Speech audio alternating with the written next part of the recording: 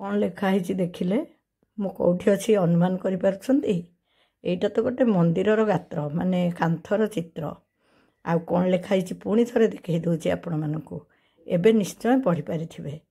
ଏଇଟା ହେଉଛି ଆସାମର ଦିବ୍ରୁଗଡ଼ ସ୍ଥିତ ଜଗନ୍ନାଥ ମନ୍ଦିରର କାନ୍ଥରେ ଖୋଦିତ ହୋଇଥିବା ଲେଖାଟି। ଏବେ ପରିଷ୍କାର ଜାଣିପାରିଲେ ତ ମୁଁ କ'ଣ କହିବାକୁ ଚାହୁଁଛି? ଆଜି ସେଇ ମହାନ ନେତାଙ୍କର ପୁଣ୍ୟତିଥି। ଭାବିଲି ଏଇ ପୁଣ୍ୟତିଥିରେ ତାଙ୍କର କୃତିତ୍ୱଟିର ପ୍ରଦର୍ଶନ କରାଇ ତାଙ୍କ ପ୍ରତି ଶ୍ରଦ୍ଧାଞ୍ଜଳି ଜଣାଇବି। ଆମେ ଯେବେ ଯାଇଥିଲୁ ପରଶୁରାମ ତୀର୍ଥ ଦର୍ଶନ କରିବା ପାଇଁ, ସେଇପଟେ ଫେରିଲା ବେଳେ ଆମେ ଦିବ୍ରୁଗଡ଼ରେ ପ୍ରଭୁଙ୍କୁ ଦର୍ଶନ କରିବୁ ଆଉ ପ୍ରସାଦ ସେବନ କରିବୁ ବୋଲି ଯୋଜନା କରିଥିଲୁ। ବାଟରେ ଟିକେ ଚାହା ବଗିଚାରେ ରହିଲୁ, କାହିଁକିନା ଚା ବଗିଚାଟା ଆମ ପାଇଁ ଦେଖିବା ଉପଭୋଗ୍ୟ ନିଶ୍ଚୟ। ସେତେବେଳକୁ 11ଟା ବାଜିଥିଲା। ତାପରେ ରାସ୍ତା ଟିକେ ଭଲ ନଥିଲା। ଅବଶ୍ୟ ରାସ୍ତାର ଦୃଶ୍ୟ ଅତୀବ ସୁନ୍ଦର, ମନୋହର, କିନ୍ତୁ ମୋ ମନ ସେଥିରେ ଆଉ ଲାଗୁନଥିଲା। ଗାଡ଼ି ଟିକେ ଧୀରେ ଚାଲୁଥିଲା। ମୋ ମନକୁ ଶଙ୍କା ପଶୁଥିଲା, ମୁଁ ଯାଇକି ମହାପ୍ରଭୁଙ୍କ ଦର୍ଶନ ଆଉ ତାଙ୍କ ପ୍ରସାଦ ସେବନ କରିପାରିବି କି ନାହିଁ। ଯାହା ବି ହେଉ ମନ୍ଦିରକୁ ଆମେ ନିଶ୍ଚୟ ଯିବୁ, ଏଥିରେ କିଛି ସନ୍ଦେହ ନଥିଲା। ସତକୁ ସତ ରାସ୍ତାରୁ ମନ୍ଦିର ଦିଶିଗଲା। ପ୍ରଭୁଙ୍କୁ ହାତ ଟେକି ପ୍ରାର୍ଥନା କଲି। 2ଟା ବାଜିଲାଣି। କ'ଣ ହେଇଥିବ ପରିସ୍ଥିତି କେଜାଣି। ଯାହା ତାଙ୍କ କୃପା, ତାଙ୍କ ଇଚ୍ଛା ବିହୁନେ ନା ତାଙ୍କ ଦର୍ଶନ ମିଳେ ନା ତାଙ୍କ ପ୍ରସାଦ ମିଳେ। ତେଣୁ ତାଙ୍କୁ ହାତ ଟେକି ଦେବା ଛଡ଼ା ଆଉ ବା କ'ଣ ଥିଲା। ଭିତରେ ପଶିଲି ତ ମନଟା ଆହୁରି ଆନନ୍ଦିତ ହୋଇଗଲା। ସୁନ୍ଦର ମନ୍ଦିର, ଚାରିପଟେ ବିଭିନ୍ନ ପାର୍ଶ୍ୱ ଦେବାଦେବୀଙ୍କର ମନ୍ଦିର ବି ରହିଛି। ହେଲେ ସିଆଡ଼କୁ କ'ଣ ଲକ୍ଷ୍ୟ ଥିଲା କି? କେମିତି ମୁଠାଏ ଅନ୍ନ ମିଳିଯିବ, ପହଡ଼ ପଡ଼ିଯାଇଥିଲା। ଅନ୍ନପ୍ରସାଦ ପାଇଁ ଯିବା ବେଳକୁ ପ୍ରସାଦ ମିଳିଗଲା। ହେଲେ ଏଠି ଟେବୁଲ ଉପରେ ହିଁ ଖାଇବାର ବ୍ୟବସ୍ଥା ରହିଥିଲା। ଠିକ୍ ଅଛି, ଯେ ଦେଶ ଯାଇ ସେ ଫଳ ଖାଇ। ପ୍ରସାଦ ପାଇସାରିଲା ପରେ ଯେଉଁ ପାର୍ଶ୍ୱ ମନ୍ଦିର ସବୁ ଦେଖିହେଲା ଭଳିଆ ଅବସ୍ଥାରେ ଥିଲା, ମୁଁ ସେସବୁ ବୁଲି ଦେଖିଦେଲି। ଯାହା ପାରିଲି ବୁଲିଲି, କାହିଁକି ନା 3:30ଟାରେ ଯାଇ ମନ୍ଦିର ଖୋଲିବାର ଥିଲା। ଏଇଠି ଦେଖନ୍ତୁ, ମନ୍ଦିର ତଳେ ଗୋଟିଏ ବିରାଟ ମଣ୍ଡପର ବ୍ୟବସ୍ଥା ହେଇଛି। ତା ଭିତରେ ବାହା ବ୍ରତ ସବୁ କାର୍ଯ୍ୟକ୍ରମ ହୋଇପାରୁଛି, ଯାହାଦ୍ୱାରା ସେଥିରୁ ଯେଉଁ ଅର୍ଥ ଆୟ ହେଉଛି ତାହା ଜଗନ୍ନାଥ ମନ୍ଦିରର ସୁରକ୍ଷା ପାଇଁ ବ୍ୟୟିତ ହେଉଛି। ସବୁଆଡ଼ ପରିଷ୍କାର ପରିଚ୍ଛନ୍ନ ଆଉ ଖୁବ୍ ମାର୍ଜିତ ସୁସଜ୍ଜିତ। କେଉଁ ଦେବଦେବୀଙ୍କର ସେଠି ଅଭାବ ନାହିଁ। ଏବେ ଦେଖିଲେ ତ ହନୁମାନ ମନ୍ଦିର ପାଖରେ ମୁଁ ଆସି ପହଞ୍ଚି ଯାଇଛି। ମୁଁ ଖାଲି ବିପର୍ଯ୍ୟସ୍ତ ହୋଇ ବୁଲୁଥିଲି ଆଉ ବିଭିନ୍ନ ଦିଗରୁ ମନ୍ଦିରର ଶୋଭା ଦର୍ଶନ କରୁଥିଲି। ଆଉ ମନେ ମନେ ଭାବି ହେଉଥିଲି କେତେବେଳେ 3:30ଟା ହେଇଯିବ, ମହାପ୍ରଭୁଙ୍କର ପହୁଡ଼ ଖୋଲିବ ଆଉ ତାଙ୍କୁ ଟିକେ ଦର୍ଶନ କରିଦେଇ ଆମେ ପୁଣି ବାହୁଡ଼ି ଯିବୁ। ପ୍ରସାଦ ତ ମିଳିଗଲା, ଗୋଟାଏ ଲକ୍ଷ୍ୟ ପୂରଣ ହୋଇଯାଇଛି, ଗୋଟାଏ ଆଶୀର୍ବାଦ ପ୍ରାପ୍ତ ହୋଇଯାଇଛି। ଆଉ ଖାଲି ପ୍ରଭୁଙ୍କ ଦର୍ଶନ। ଏଇଆ ଭାବି ଭାବି ମୁଁ ଖାଲି ଇତସ୍ତତ ହୋଇ ବୁଲୁଥିଲି। ଆଉ ସବୁଆଡ଼ ବି ଖୁବ୍ ସୁନ୍ଦର ଲାଗୁଥିଲା। କେଉଁ ଦେବାଦେବୀ ସେଠି ନାହାନ୍ତି ଯେ, ସମସ୍ତଙ୍କ ମନ୍ଦିର ଅଛି। ଚାରିପଟେ ପାର୍ଶ୍ୱ ଦେବାଦେବୀ, ଖାଇବା ଜାଗା ବି କିଛି ଅସୁବିଧା ନାହିଁ। ବା ଅନ୍ନପ୍ରସାଦ ତ ସବୁଠି ସୁନ୍ଦର। ତାଙ୍କ ପ୍ରସାଦକୁ ଆଉ କ'ଣ ବାହୁନିବାର ଅଛି?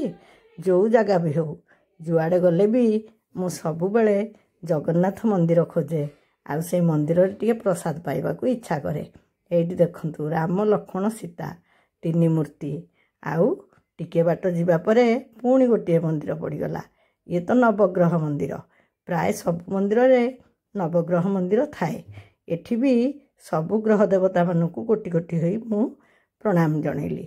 ସବୁ କରୁଛି ସତ, ହେଲେ ମନରେ ସେଇ ଗୋଟିଏ ଲକ୍ଷ୍ୟ, କେତେବେଳେ କାଳିଆ ସାଆନ୍ତଙ୍କୁ ଆଖି ଭରି ଟିକେ ଦେଖିଦେବି। ହେଲେ ଏତେ ସମୟ ଆଉ ବସିକି କ'ଣ କରିଥାନ୍ତି? ଖାଇସାରି ଖାଲି ଏଣେ ତେଣେ ବୁଲୁଥିଲି ଆଉ ମନେ ମନେ ଭାବୁଥିଲି, ଜଗାକୁ ଦର୍ଶନ କରିସାରିଲେ ଯାଇ ଯେଉଁ କଥା। ଏଇଠି ଦେଖନ୍ତୁ, ଏଇଠି ନବଗ୍ରହ ମନ୍ଦିର ବୁଲି ସାରିଲି। ଏବେ ଜଗନ୍ନାଥଙ୍କ ଦର୍ଶନ ବେଳ ବି ପାଖେଇ ଆସିଲାଣି। ଆମେ ଉପରକୁ ଚାଲିଲୁ, ମାନେ ମନ୍ଦିର ପାଖକୁ। ସେତେବେଳକୁ 3:30ଟା ହେଇଗଲାଣି, ପହୁଡ଼ ଖୋଲିଗଲାଣି। ମୁଁ ଆଙ୍କୁ ଦେଖିଲା ବେଳକୁ ଇଏ କୁଆଡ଼େ ବୁଲୁଥିଲେ କେଜାଣି। ସିଏ ନ ଆସୁଣୁ ମୁଁ ଡଗଡଗ ହେଇ ସିଆଡ଼େ ଚାଲିଲି ଆଉ ପ୍ରଭୁଙ୍କୁ କେମିତି ଦର୍ଶନ କରିବି ସେ କଥା ଭାବୁଥିଲି। ବାଟରେ ପଡ଼ିଗଲା ସ୍ନାନ ମଣ୍ଡପ। ସବୁ କାର୍ଯ୍ୟକ୍ରମ ଏଠି ଠିକ୍ ଢଙ୍ଗରେ ଚାଲିଛି, ଯାହା ଗୋଟିଏ ଜଗନ୍ନାଥ ମନ୍ଦିରରେ ହେବା କଥା। ସେଠି ବୁଲିଲା ବେଳକୁ ଟିକେ ମେଘୁଆ କରିଦେଲା ଆଉ ଛାଇ ବି ହେଇଯାଇଥିଲା। ଆଉ ଧୀରେ ଧୀରେ ଆହୁରି ବହୁତ ଭକ୍ତଙ୍କର ଆଗମନ ବି ଚାଲିଥିଲା।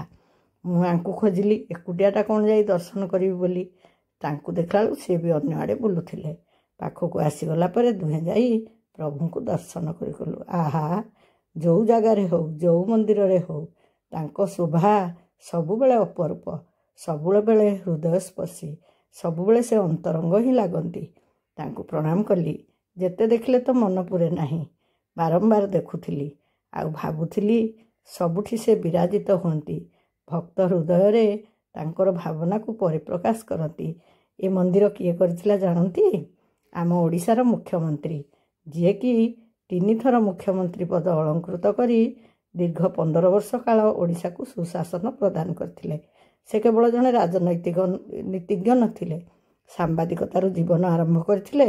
ଜଣେ ସୁସାହିତ୍ୟିକ ଥିଲେ। ସଂସ୍କୃତରେ ତାଙ୍କର ଅପୂର୍ବ ପାଣ୍ଡିତ୍ୟ ଥିଲା। ତାଙ୍କ ମୃତ୍ୟୁବେଳର କାହାଣୀ ଆପଣମାନେ ଯିଏ ଶୁଣିଥିବେ ନିଶ୍ଚୟ ଅନୁଭବ କରିଥିବେ। ସେ ଗୋଟେ ଯୋଗୀର ମରଣ ହିଁ ପ୍ରାପ୍ତ ହୋଇଥିଲେ। ଏତେ ସୁନ୍ଦର ମରଣ ସମସ୍ତଙ୍କୁ ପ୍ରାପ୍ତ ହେବା ସମ୍ଭବ ହୁଏ ନାହିଁ। ତାଙ୍କର ମନ କର୍ମ ଯେମିତି ଥିଲା, ତାଙ୍କର ମୃତ୍ୟୁ ବି ସେମିତି ଥିଲା। ଜୀବନବ୍ୟାପୀ ଚଳଚଞ୍ଚଳ ରହି ସମାଜ ପାଇଁ କାର୍ଯ୍ୟ କରି ଶେଷରେ ସେଇ କାର୍ଯ୍ୟରତ ଥିବା ବେଳେ ସଭାମଣ୍ଡପରେ ହିଁ ସେ ପ୍ରାଣତ୍ୟାଗ କରିଥିଲେ। ସେଇଥିପାଇଁ ତାଙ୍କ ପ୍ରତି ମୋର ବେଶୀ ଭକ୍ତିଭାବ ଆସେ। ପ୍ରକୃତରେ ତାଙ୍କର କର୍ମମୟ ଜୀବନ। ମନ୍ଦିର ସାରା ଖୋଜି ଖୋଜି ମୁଁ ଦେଖୁଥିଲି ଆମ ଓଡ଼ିଶାର ଯେଉଁ ବରପୁତ୍ର ଜଣକ ଏଇ ମହାନ କାର୍ଯ୍ୟଟି କରିଛନ୍ତି ତାଙ୍କ ବିଷୟରେ କେଉଁଠି କିଛି ଅଛି କି ନାହିଁ। ତାପରେ ଦେଖିଲି ମନ୍ଦିର କାନ୍ଥରେ ଫଳକଟି ଲାଗିଛି। ସେଇ ପାଖରେ ଠିଆ ହୋଇ ମୁଁ ଗୋଟିଏ ଫଟୋ ଉଠାଇଦେଲି। ସେଠି ରଥ ଚାଲିବାର ବ୍ୟବସ୍ଥା ବି ଥିଲା। ସେ ଯେତେବେଳେ ଆସାମର ରାଜ୍ୟପାଳ ଥିଲେ, ଏଇ ଜଣେ ବଦାନ୍ୟ ବ୍ୟକ୍ତିଙ୍କ ଠାରୁ ଏ ଜାଗା ଗ୍ରହଣ କରି ସେଇଠି ସୁନ୍ଦର ଜଗନ୍ନାଥ ମନ୍ଦିରଟି ନିର୍ମାଣ କରିଛନ୍ତି।